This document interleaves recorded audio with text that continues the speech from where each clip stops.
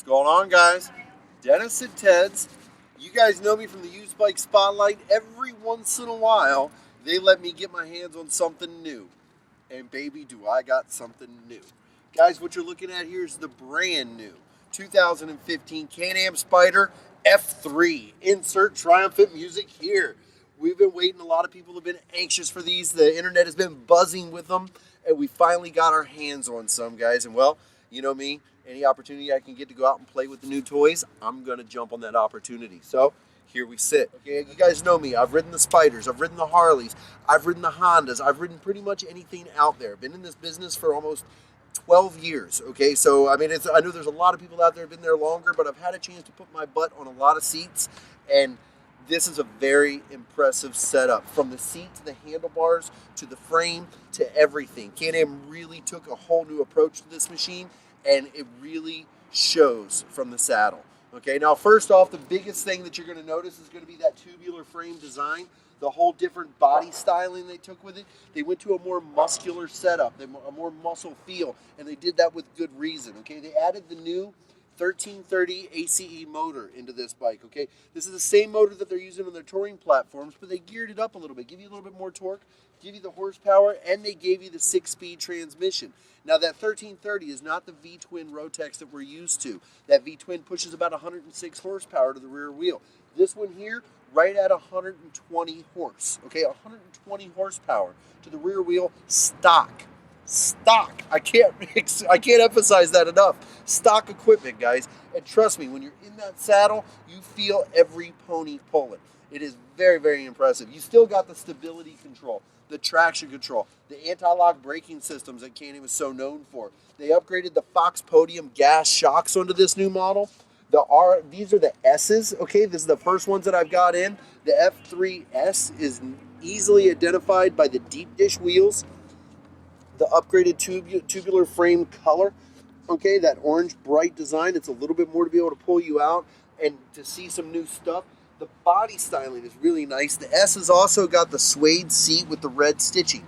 Okay, these are a couple of the upgrades. Just like we're always used to when Can-Am does these, the S model is always going to be their custom setup. You're going to get all of the basics on any model that you get. The inline 3, the 120 horse, the 6-speed transmission. But when you do the S, you're getting the goodies, the gingerbread as they like to call it, the upgraded wheels, the upgraded seat, all the nice pretty pieces. Now something else that Can-Am features on this bike that is new to this platform, the sportier platform, is going to be their new UFit system. Okay, and what that is incorporated different handlebars and different footing positions to be able to accommodate whatever rider you've got on it. Now you guys know me, I'm a lofty 5'10" on a good day.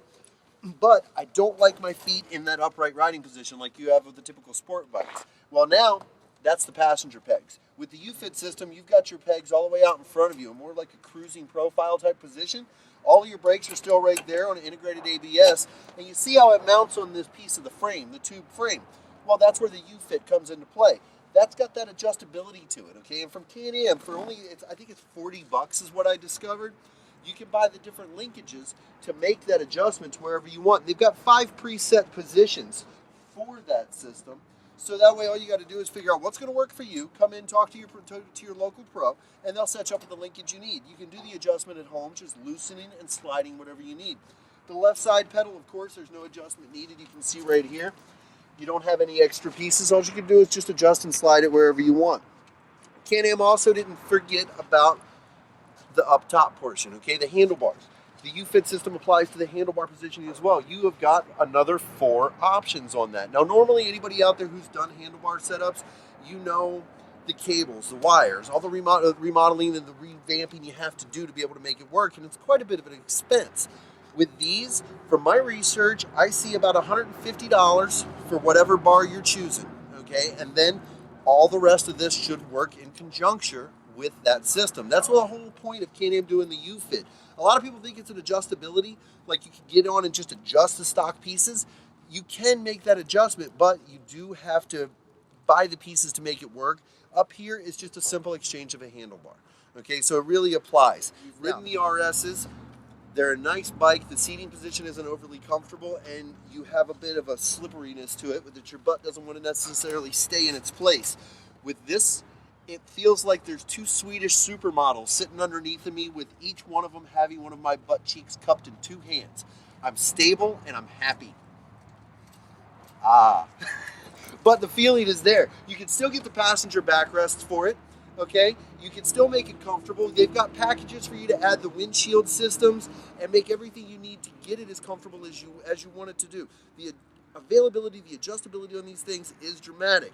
Now, one thing that we did lose on this new model, they did lose some trunk space. Okay, you're going to notice that before it was a 41-liter storage compartment up to about 35-pound capacity. It's about half of that now. Okay, you're right at a 15-pound capacity on the new nose cone, but as we can tell by looking at this, this is not the one for the long haul. Can-Am's got the RTs for that one. This is for the bad attitude in all of us. Now, I know everybody's thinking, great, Can-Am hit is pretty good. What's this new model going to cost us, Dennis? Guys, it's really not bad at all.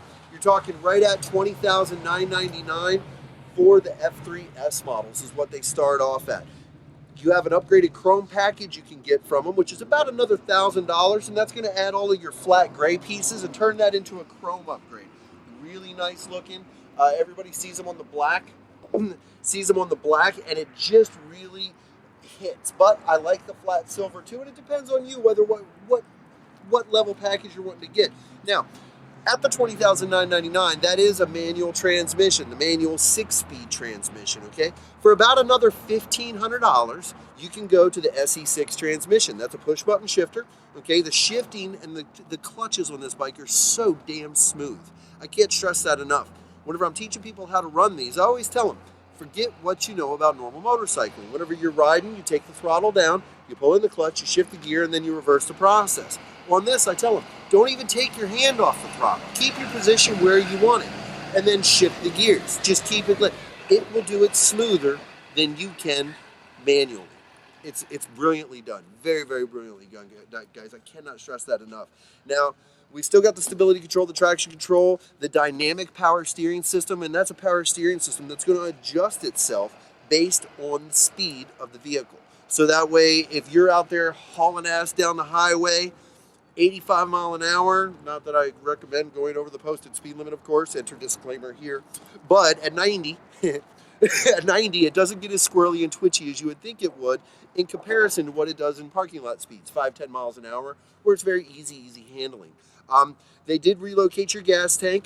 Gas tank's up here like a true motorcycle fashion, no longer underneath the side.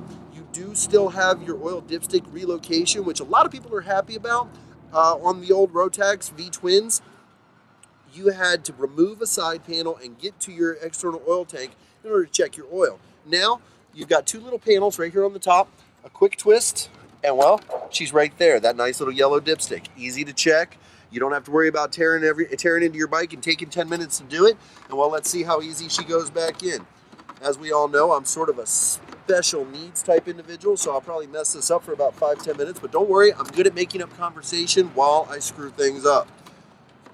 And, well, I knew I was going to botch that. Haha! Told you I could get it. Anyway, we're going to do something a little different at this point. This is normally where I'm like, well, now give me a call. The phone number here is 618-462-3030, and my name pops up right about there underneath of me. Email the whole 9 yards, and please feel free to call. Feel free to hit me up with an email, any questions at all. But that's whenever I jump on one of these puppies and I take off down into the sunset.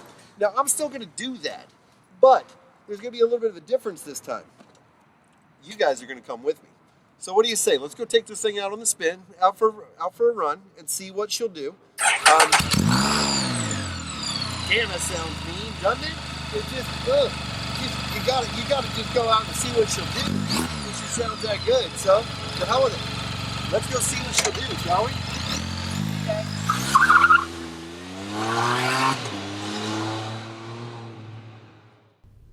Now, let's get this puppy out on the road and have a little fun, shall we?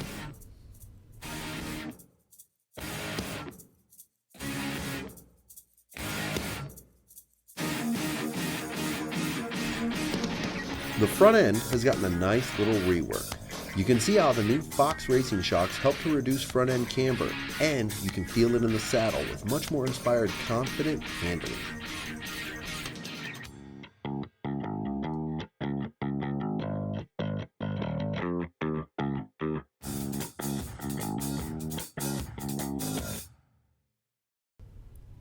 The ever-present integrated ABS, partnered with the SE6 semi-automatic transmission, makes stopping a cinch.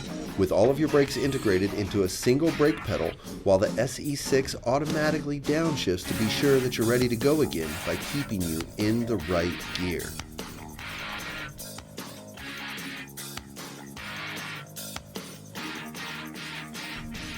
The new UFit comfort system does deliver the most comfortable riding position that I've experienced to date with the Can-Am lineup.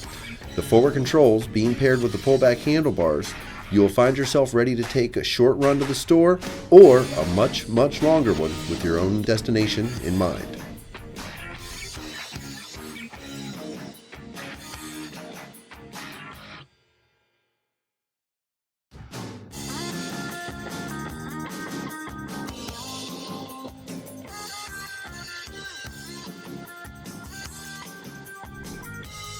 Upgraded shocks, dramatically improved seating and riding position, a whole new look and feel, the Spyder has evolved. And at its core, the 120 horse ACE motor.